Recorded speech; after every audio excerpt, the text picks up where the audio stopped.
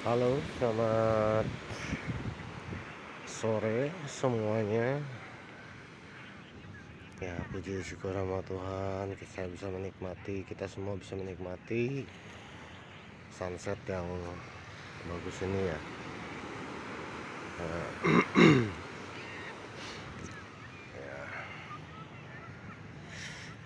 Dalam video kali ini, episode kali ini, saya juga akan menjelaskan juga dalam episode sebelumnya bahwa segala sesuatu itu kita memerlukan apa yang namanya datasheet. Datasheet ini memang sangat penting. Jadi bukan sekedar apa yang namanya, bukan sekedar ya untuk ilmu pengetahuan aja, juga kita memerlukan apa yang namanya itu sebagai referensi ya. Jadi setiap produk itu kita nggak cuman apa namanya main-main tebak-tebakan, pengalaman kalau ini rusaknya biasanya ini atau itu. Enggak, semua itu harus diukur, semua itu harus dimulai dari nol. Ya tentu saja semua itu harus kita pelajari ya. Kuncinya di sini, semua ini harus apa ya namanya, bukan sebagai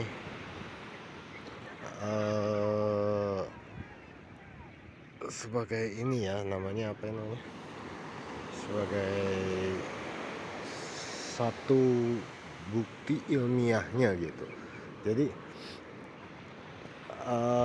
kita nggak liar gitu, kita nggak main tebak-tebakan, kita nggak main-main dengan apa yang namanya itu dari sisi keilmuan ya.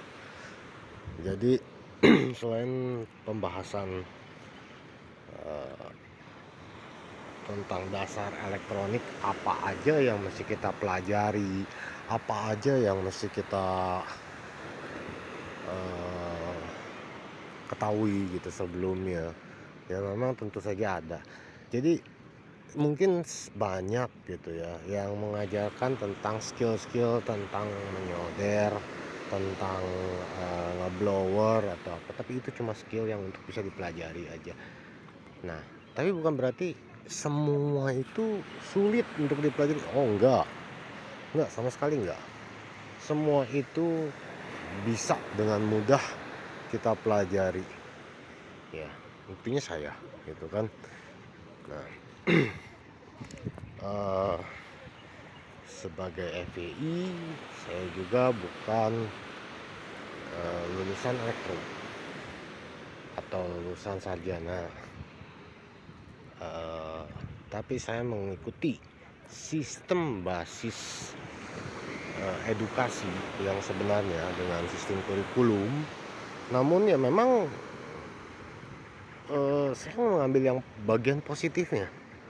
Nggak semua saya ambil, karena yang kelemahan-kelemahan dari sistem itu ya nggak saya ambil. Buat apa gitu kan ya. Oke, kita mulai aja.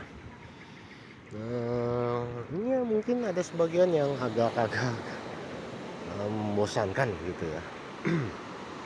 Ya, tapi ya saya harap jangan jemu-jemu, jangan bosan-bosan. Namanya belajar itu tidak ada limitnya. Sampai detik ini pun saya masih belajar ya.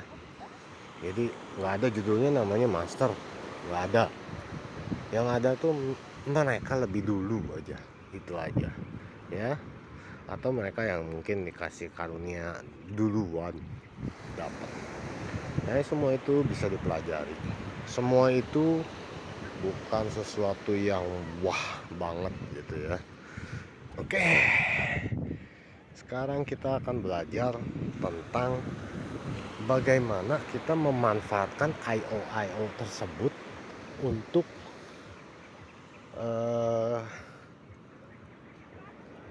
difungsikan lebih lagi gitu ya. Nah, Kalau di video sebelumnya saya kan sudah membahas tentang SDIO, apa itu ya, apa itu fungsi data yang paralel, tapi bukan berarti nggak ada yang data serial.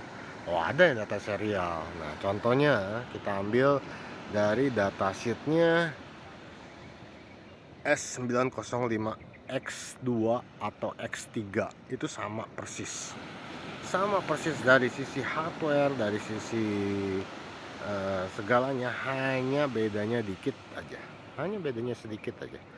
Sedikit itu bedanya di mana? Bedanya cuman versi CPU-nya, hardware ID ya tepatnya.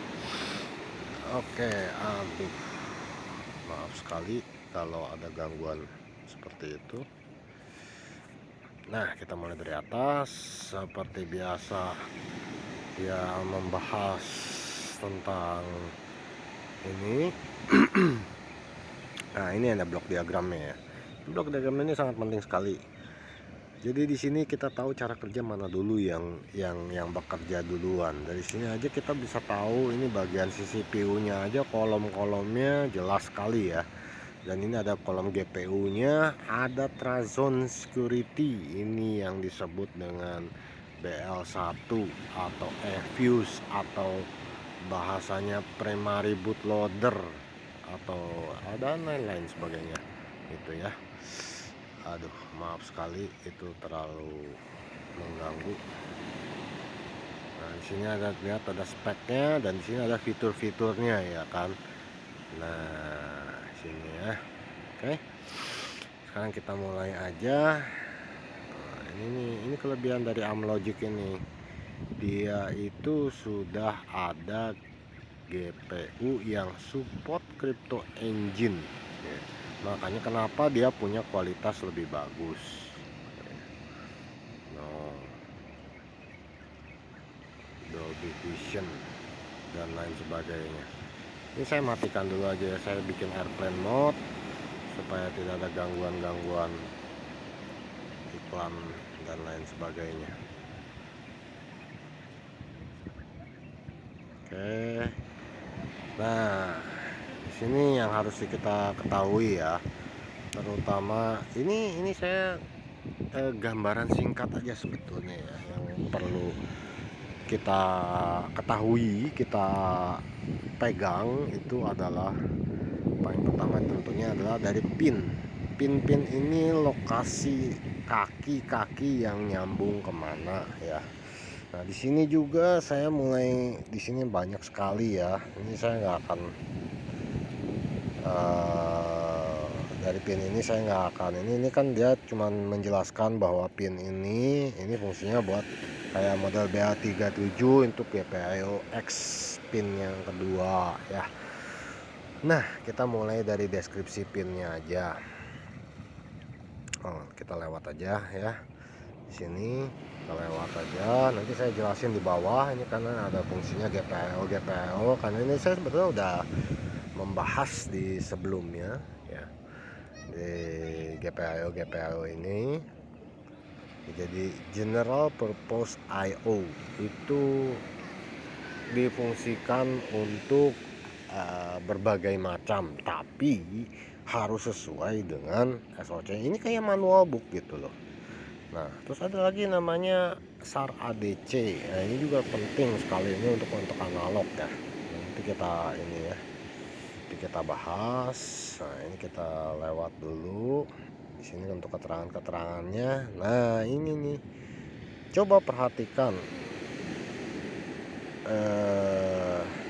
untuk USB 3 ataupun di sini juga jelas ditulis ya bahwa USB 3-nya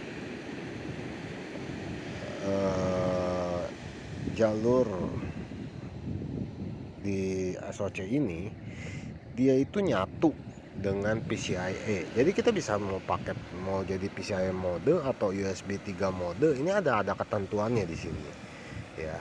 Nah, di sini oke, tabelnya di sini ada jelas tertulis buat RGMII. Nah, ini loh yang yang suka nyari-nyari gigabit itu apa. Nah ini ya dari RGMI ini. RGMI ini memang digunakan port khusus untuk gigabit.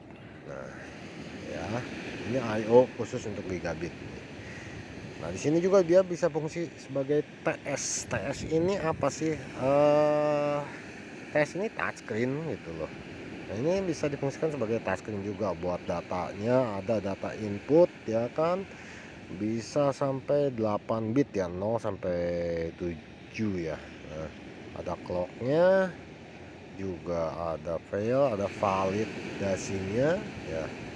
Nah di sini juga buat I2C-nya ada TDMC. TDMC ini juga data yang sifatnya paralel untuk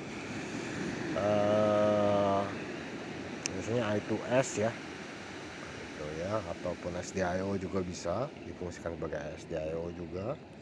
Nah I2C lagi, terus oh bisa 6 bit malah, dia bisa sampai TDMC D5 ya, 6 bit ini isinya datanya. Sini ada SD card ya, buat di remote ya kan fungsinya. Bisa juga buat TDMC lagi atau buat PDM ya.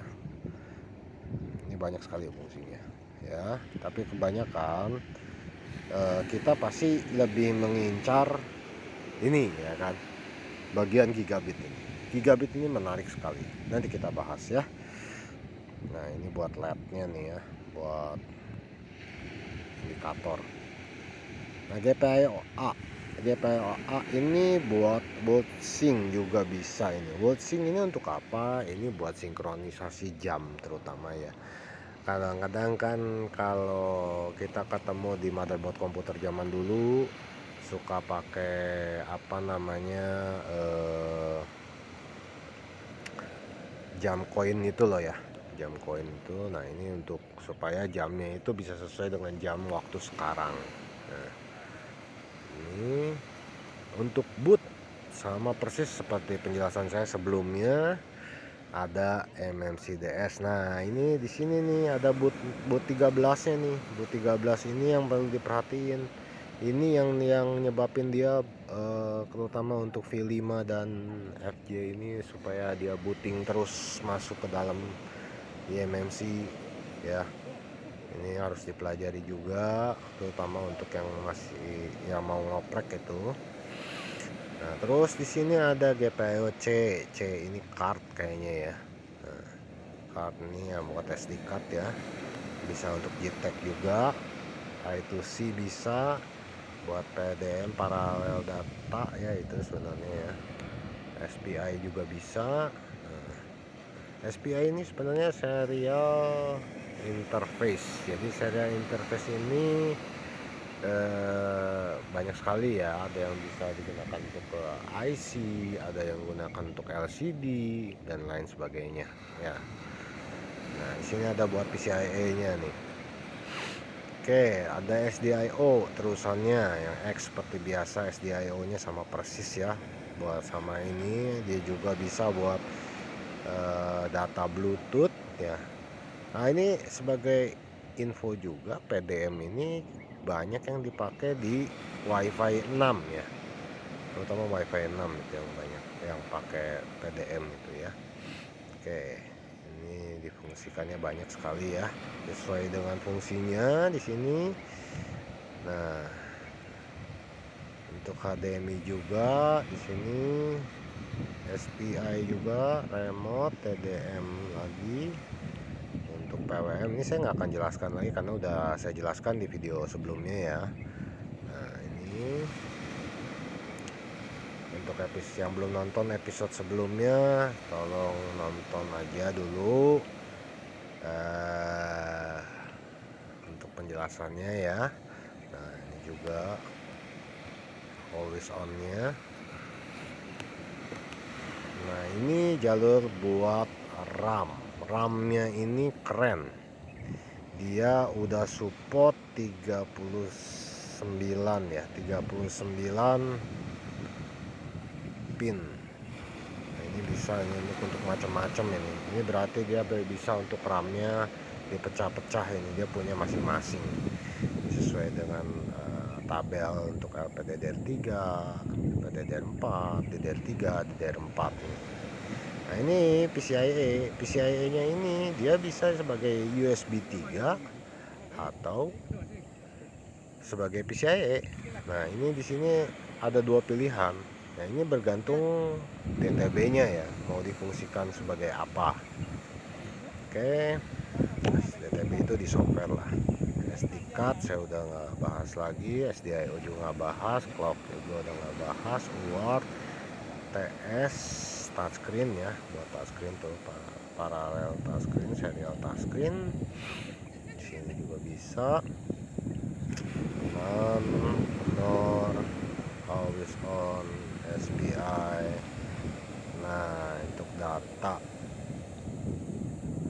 I2S ini yang lebih kencang nih. Ini TDM juga banyak yang pakai ya. Oke, nah ini dia RGMII. Saya mulai ngebahas RGMII. Apa sih RGMII ini? Ini yang biasa dipakai buat apa namanya gigabit. Jadi di sini juga jalur gigabit ini sebetulnya bisa kita pecah, tapi kita butuh eksternal ya. Nah, di sini juga ada tegangannya yang dibutuhkan ya. Tegangannya yang dibutuhkan ya, harap diperhatikan juga. Di sini juga saya nggak akan bahas terlalu dalam karena ini semua tuh udah tertulis sebenarnya. Yang penting kita rajin baca aja, dan ini semua udah dijelaskan sebetulnya ya. Ini udah dijelasin tuh semua tuh untuk ITC timingnya dan lain-lain sebagainya. Nah, mengenai RGMII ini kita mulai bahas RGMII aja karena orang masih bingung gitu ya, wah apa sih RGMII gitu kan. Nah, yuk kita lihat, buka, baca RGMII. Nah, di sini ada keterangannya. Nah, itu kan jalur datanya ada yang paralelnya ya. Di sini. Sebentar.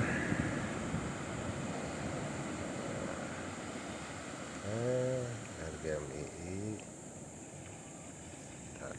Kita mulai gimana yang mulai bahasnya ya. Jadi ini ada yang bagian transmitnya, ada yang bagian receive-nya ya. Ini jadi ada yang bagian kerjanya tukang kirim datanya, ada yang terima datanya. Sebentar. Nah, bukan. Ini bukan ya. Sebentar ya. Ini bukan. Ini sebentar. Saya mulai bahas. Nah, ini dia. Nah, di sini kan udah jelas ya, ditulis ya. Dia bisa main di 10 Mbps, 100 Mbps atau 1000 Mbps. Lah, sekarang bagaimana dia bisa membedakan untuk penjaluran ini? Nah, ini kan di sini sebetulnya udah ditulis ya, di sini bergantung pada clocknya. Makanya kenapa clocknya ini ada dua ya.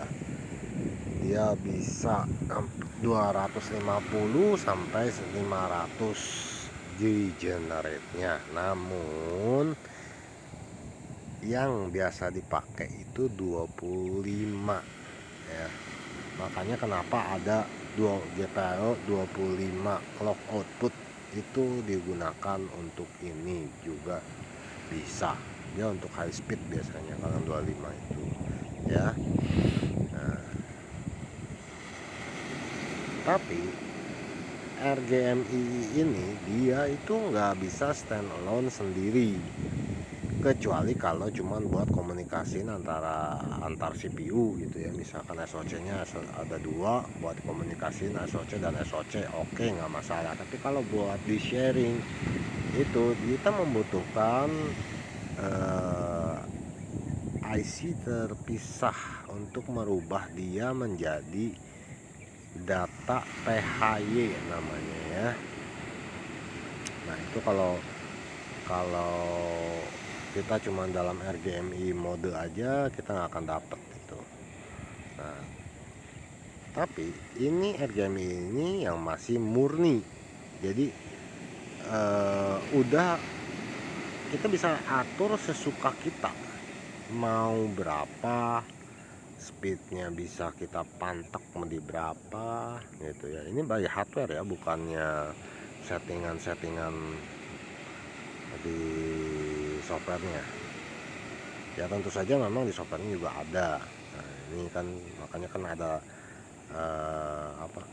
config-nya nih ya, ini untuk bit-bitnya nih. Nah ini kalau yang suka bikin kernel ini sangat perlu ya untuk dipelajari.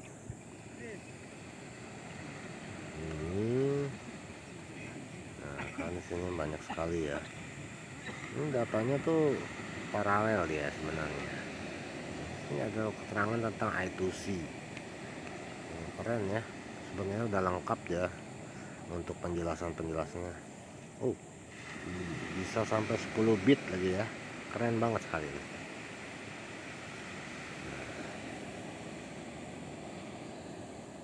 Pas speednya juga 400 kilobit ya. Memang I2C itu pelan karena dia simple ya, cuma mengandalkan clock sama data gitu kan jalurnya juga. Tapi dia itu universal, hampir semua sekarang kita pakai I2C ya.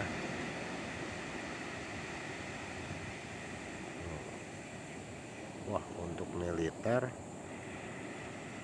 temperatur sampai 80 derajat. Wow.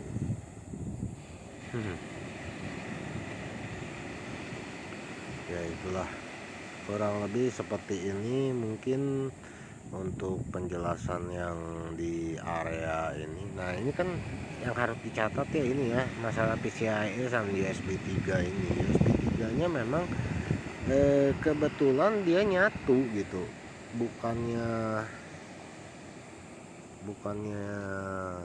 ini nggak semua seperti ini.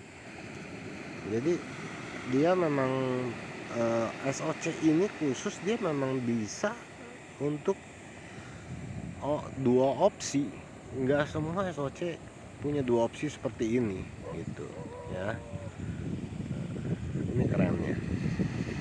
Kalau yang lain kan pisah-pisah jalurnya. PCIe juga udah 2.0 lagi ya, lumayan. Oke, sekian dari saya. Mungkin untuk penjelasan lainnya bisa dilihat nanti di datasheetnya masing-masing. Saya sematkan memang di dokumentasi yang kebetulan saya udah upload ya dalam link mega saya. Siapa tahu bermanfaat untuk mulai belajar sendiri. Semua itu ya kita harus rajin-rajin belajar ya. Otomatis memang harus dibimbing juga kadang-kadang gitu kan ya. Ya carilah orang yang tepat mungkin ya untuk belajar gitu kan, karena enggak semua sepaham itu. Wah ini keren nih, pemandangan langka, ada pesawat mau mendarat. Oke, terima kasih udah nonton video ini sampai sekarang ya. Nanti mungkin saya akan sematkan